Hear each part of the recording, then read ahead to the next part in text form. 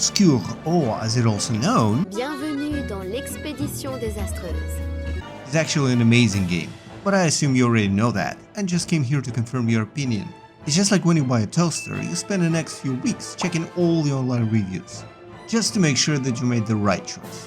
Honestly, it took me too long to finish the game thoroughly, but I had a choice between this and Oblivion Remastered, which is also great, but it is still an Elder Scrolls game, so, you know, I need to wait for all the necessary mods to appear. Expedition, on the other hand, is a breath of fresh air. In a world where every game slowly became online, sometimes quite literally, you cannot have any network down or you won't be able to save the progress in Squid Squad. In some games, this is a requirement from publishing companies, so they could spy on you, in case you would want to buy their game in a free shop. And on the other hand, it's being normalized to have in-game shop for experience boosts, skins, coins, whatever you could think of. And we're talking about single-player games. I couldn't understand it even if it was just for sports games, like FIFA. But when it came into my fantasy world, Expedition 33, it just works. All of this just works. It's not, I'm not kidding. By this time you probably heard that this game was made by around 30 people. You could say 33.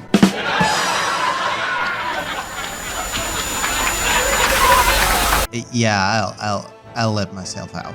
But in reality, it wasn't that dramatic. Yes, Sandfall itself is around 33 people. But once you finish the game and look at the credits, yeah, there's a lot. I mean, there are only 9 people at the choir alone. So even though it does sound cool, you should take it with a grain of salt. Many people were outsourced, so don't think about it just like another indie game, because a lot of people poured their sweat and soul into this one. But anyway, at this point you're probably like, what exactly does this make so good? I'm glad you asked. The story premise is simple yet fascinating. You are in a world where once in a year, a paintress will stand up and change the number on the fridge to a lower one. And if you are older than the set number, then you will die. We play as Gustav, who is the guardian of home, as it's said in the song. And we need to save the world. While traveling across the world, you will find another expeditioner who will help you on your journey. Some will help you actively, other will provide some services. And some are Eske, who does have enormous level of strength, but still prefer to use it for swimming. Well, at least we got that.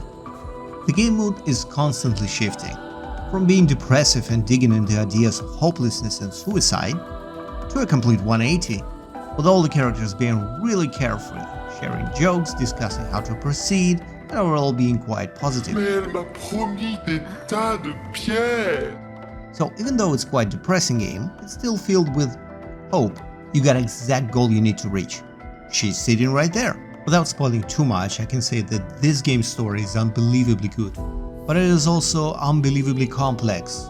Each act's ending not only shifts the whole narrative, at some point it shifts the story so much that I was like, is it still the same game? At least I can guarantee that you wouldn't be able to predict where the story is going. And if you do, well, at least all the conspiracy theory you believe in finally paid out. The game is gorgeous, the world looks vibrant and really creative. Characters' models are very detailed, effects are bright and flashy, but I mean, it's Unreal Engine 5, so what else should I expect? Almost all of the first act I played in lower graphic settings just because I didn't notice it. Yeah, it does look good even on these settings, but again, the work on models and animations especially is amazing. True that it being JRPG, the amount of required animation is quite limited. You can walk, you can run, you can jump, perform attacks, parry and avoid damage. But beside main characters, there are also enemies. And boy are those creative. I don't think there is a single enemy in the game where you can actually describe right away what it is. It is always something weird. Well, maybe except the old man. This I can tell you right from the start, this is indeed an old man. But for me, visuals, even though they are really good, are still outshined by the music. Oh my god, the music. Each theme is ideal for the scene it's used in. Not a single one was out of its place, being too annoying or inappropriate. Music always captures the scene and pushing your feelings to where the plot desires. Unless of course you don't have heart, this case you're safe.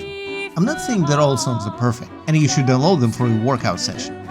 But some, they are actually masterpieces. Like Lumiere theme, for example, is still my favorite. And that actually makes sense when you know that Laurent Testard actually worked 5 years on this original soundtrack.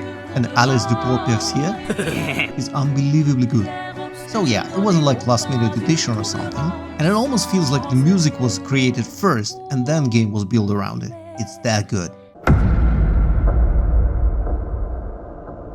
On one hand, this should be the weakest part of this game. Even though it's quite popular, JRPG is usually limited to a specific niche of players. Because basically, people imagine it being like Excel sheet battle. But even here, Clair Obscur does bring something interesting in the form of active combat, I guess. Once you pick the attack you want to perform, there will be a small quick-time event, which you would need to follow up to maximize damage. If you fail, you won't get the full damage, but also possibly you can get some negative effects. Same goes for defense. You have an option to dodge or parry. Difference between those are described by game as dodge is easier to perform, because timing is more generous, and parry is more rewarding. In my experience, I found that dodge is useless, as time window is pretty much the same as parry. Yet with the dodge I wouldn't get all the extra benefits of parry, like additional AP or counterattack. So I just forgot about the dodge button. My biggest concern with this system is that when you attack, the QTA timing is not tied to specific animation. So sometimes your character simply flies in the air while you need to press 2 to 3 buttons. It would be more impactful if you could tie them to exact moment of attacks. Especially since a lot of those attacks are actually multi-hit combos. As for defense, it's actually quite tricky for the first battle, as there are almost no indication for when the attacks will come, so a lot of times it's just a guessing game, until you learn the pattern. The only slight notification you got is actually a sound cue, and for some reason jump attack, but I don't know, maybe I'm blind or something. The skill tree. It's huge! It's huge for every character. Perhaps it's even too big for me, because when I finished the game I had like half of skills locked. Yeah, I know I should have gone and explore and grind levels. But my point is that I was content with what I got. So again, for me, somewhere in the middle of the game I already have all the skills I need. But if you want to go and open everything, there are plenty of secret bosses, dungeons, locations for you to explore. Which almost got nothing to do with the main story, but still you can do that. I don't know what else to say. This game is amazing.